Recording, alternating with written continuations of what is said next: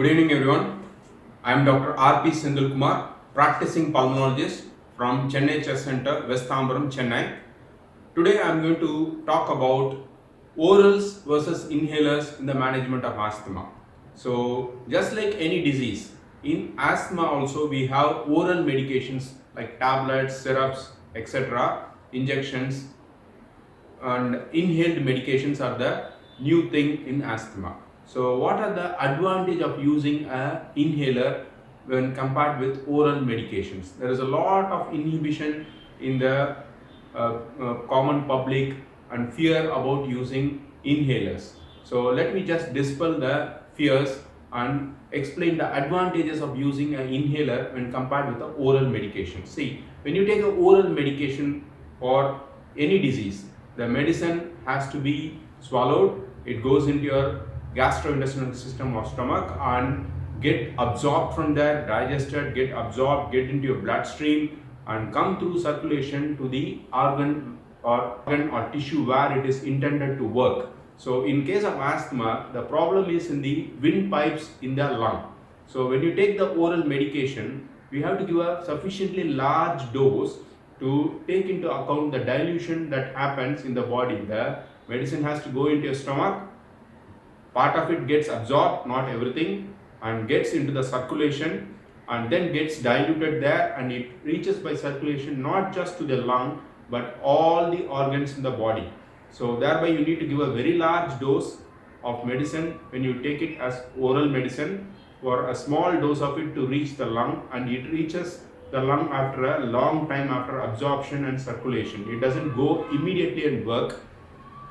Okay, and the dosage is also carried to other parts of the body, other organs apart from lung, like kidney, muscles, brain, liver, etc., where the medicine is not at all needed. So the chances of developing adverse effect with oral medications for asthma is very high, because the dosage given is very high to take into account the dilution, and the medicine reaches other organs where it is not needed. So the chance of adverse effect with oral medication is very high. So the dosage given in tablets, oral forms, is in grams and milligrams. Whereas when you take an inhaler, the dosage is in micrograms. It is 1,000th of a milligram. A microgram is 1,000th of a milligram.